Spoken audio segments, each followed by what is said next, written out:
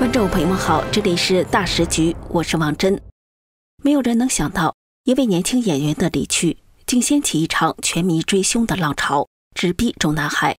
于朦胧离去仅仅20天，微博粉丝就暴增超过100万。网友们用行动告诉世界，真相不能被掩埋。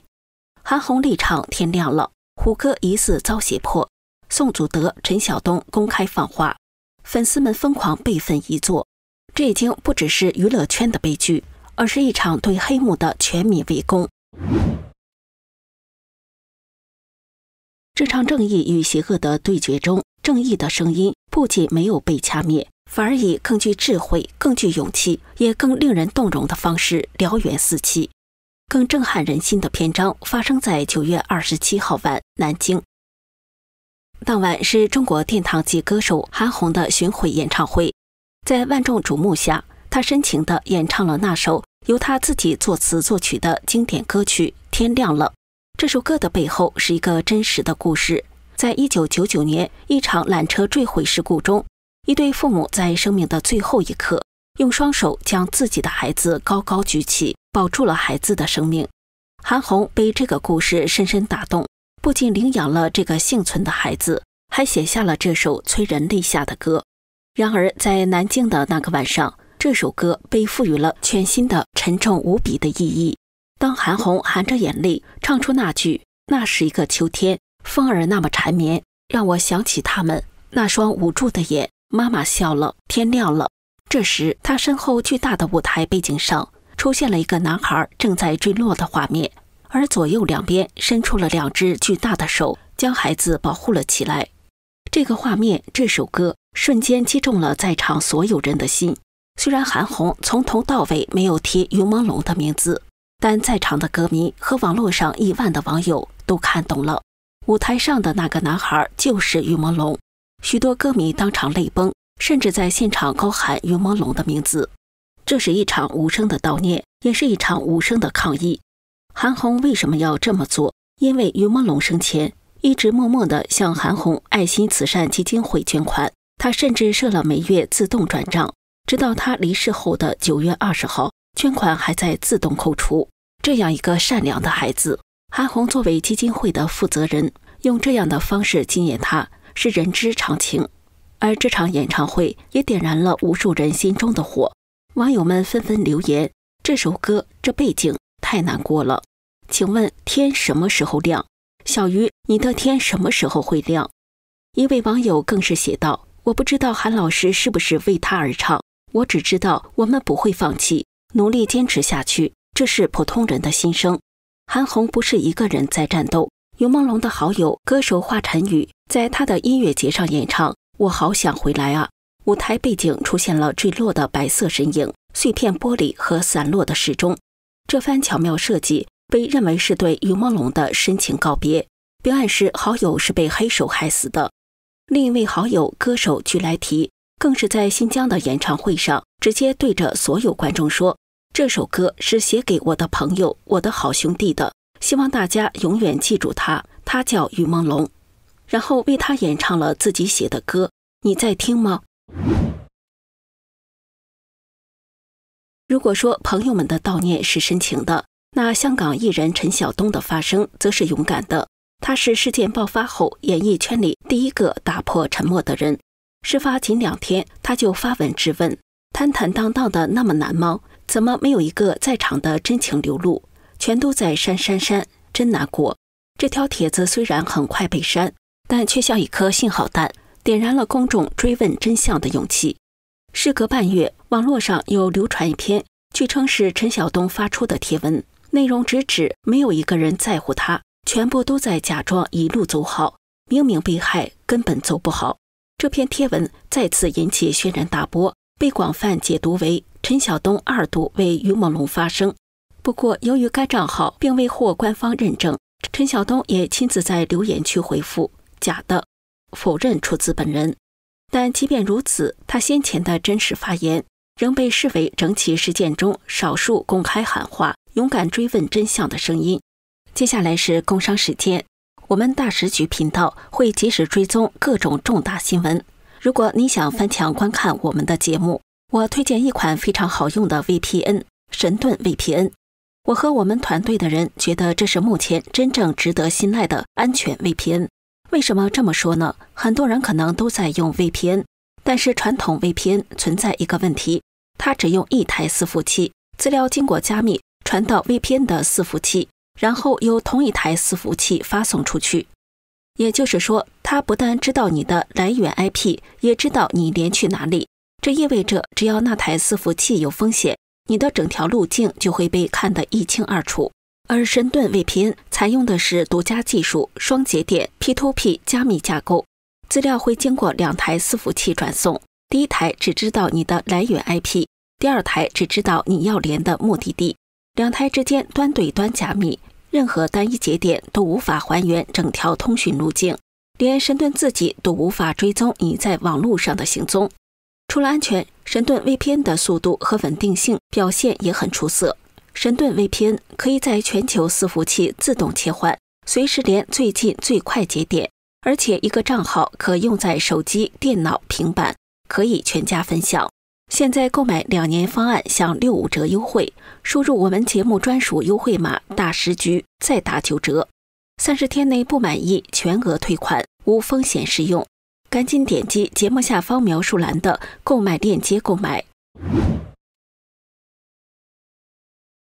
有勇气的自然会被威胁。网上热传一段视频，显示另一位巨星虎哥，据说为于朦胧说了几句话之后，走路时竟然不停地东张西望，表情极不正常，好像在害怕什么。网友们都质疑虎哥是不是受到了胁迫，连他这样地位的明星都感到害怕，那普通的百姓该怎么办？据网友翻出的一段视频，他曾说：“我要不转型就没命了。”据知这是在为于朦胧发声。还有于朦胧的恩师评论家宋祖德，在微博被屡次封禁后，他用小号持续发声，怒斥道：“恬不知耻的老妖，最近东躲西藏，你逃到天涯海角，我也不会放过你。”随后一度短暂失联，让外界为他捏了一把汗之后，他又出现了，并且发出了一篇极具法律专业性的文章，指出如果家属签了保密协议，但提出保密的一方涉嫌违法犯罪，那么这份保密协议是没有法律效力的，可以作废。这几乎就是明示于朦胧的家人很可能已经被威逼利诱签下了封口协议。于朦胧的冤屈让粉丝们心痛不已，他们不断挖掘于朦胧生前的足迹来怀念他。他们发现于朦胧是一位极其低调的慈善家，除了给韩红基金会的月捐，他还曾默默地给山东自闭症基金会捐款250万元人民币，并要求不要提名，基金会才披露出这些信息。从2018年开始，他还一直在各地搭建公益图书馆，让更多的孩子有书读，却从未宣扬过。于朦胧的善良和他不明不白的离去，引发了越来越多网民的同情和关注。他离世当天，微博粉丝数为2600多万，到10月2号，其粉丝数量已增长到2771.5万，短短20多天内增加粉丝超过100万人。由于他的微博账号设定为半年可见，若未再更新，半年后贴文将全数清空，让粉丝们忧心不已，纷纷抢着备份内容。在正义联盟集结的同时，那些被质疑的涉案人员也正在被舆论的放大镜检视。传邀请于朦胧参加聚会的女星宋伊人，在11前夕发了一篇向烈士致敬的爱国微博，结果评论区瞬间被网友们用雪片般的于朦胧照片和质问淹没了。他会一直盯着你看，网络是有记忆的，我们是不会忘的，永远。怎么好意思发的？这些评论虽然很快被删除和隐藏，但已经证明想用爱国来洗白是行不通的。另一位被指控在场的演员高泰宇更是不知死活的在网上开直播，结果直播间变成了审判庭，网友们刷屏痛骂：全国人民都知道你们干了啥，你告诉凶手他活不了多久了，你不能把你监控放出来吗？高泰宇在镜头前尴尬地不停喝水，被网友讥讽为战术性喝水，狼狈不堪。这场全民追凶的浪潮不仅在中国民间发酵，也引起了 BBC 中文、新加坡联合早报、美国外交政策杂志等大量国际媒体的关注和报道。为什么一件看似娱乐圈的命案会引发如此巨大的政治效应？主要是中共官方的处理方式太奇怪了，不可理解。在任何一个法治国家发生命案，警方首先是封锁现场、取证、召开新闻发布会，但中共警方却在几小时内就宣布排除刑事案件，却又在遍地都是摄像头的情况下，拿不出任何相应报告或关键的监控画面。这种此地无银300两的行为本身就是最大的疑点。于朦胧9月11号在北京阳光上东小区离奇离世，官方称酒后意外快速结案。由于案情疑点重重，网络爆料指他因为反抗圈中大佬和中共权贵而被害。事发后，中共当局疯狂封锁舆论，更是将疑点变成了实锤。微博官方宣布清理了10万条相关讯息，封禁了1000多个账号，甚至北京朝阳公安分局还抓捕了所谓的编造坠楼谣言者。这种大规模官宣将持续长达2个月的维稳行动，让所有人都判断，这绝非单纯的意外，背后一定牵扯到了中共高层。中共的这套高压组合拳，目的只有一个，那就是维稳。但是他们似乎算错了一笔账。10月2号，微博话题“内娱把三生三世拍出花了”突然冲上热搜榜第12名。三生三世十里桃花正是于朦胧的代表作之一。不知是否有人刻意制造了这样一个话题，来让于朦胧事件继续发酵。网友们用谐音暗语，比如10.2与你同在，9月初初认识你，与你相识，也与你永别，来规避审查，持续为于朦胧发声。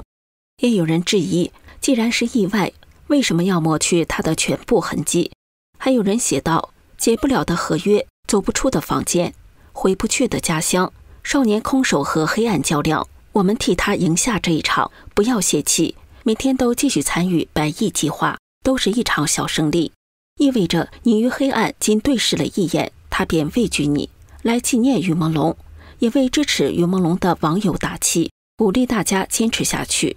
有自称做影视投资的网友爆出内部消息说，大众的发声有效，上面注意到了，但这事本身有保护伞，并称官方通报是为了不打草惊蛇，稳住那个人，所以继续发声，对方很怕舆论。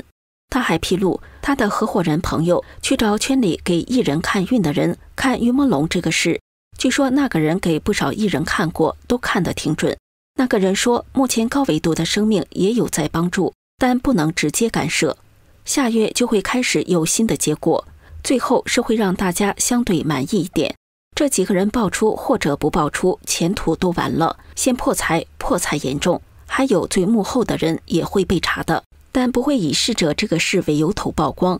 这个消息不知真假，但它反映出民意正在成为一股不可忽视的力量。这起事件正在催生中国人集体心理的重大变化，许多年轻老百姓心中已经强烈感受到中共末日化的心情。中共正处于垃圾时间，其垮台是必然且挡不住的，因为一个敌视人性、践踏人性的政权与保障个体权益的民主社会形成鲜明对比，是注定要被历史淘汰的。于朦胧的离去像一个祭品，被摆上了中共末日狂奔的祭坛，但它点燃的火焰却可能成为销毁这座祭坛的星星之火。请大家继续关注，继续转发，我们替他赢下这一场。这里是大时局，感谢您的陪伴与思考，请订阅、分享并打开小铃铛，一起在动荡中坚守真相，在黑暗中点燃希望。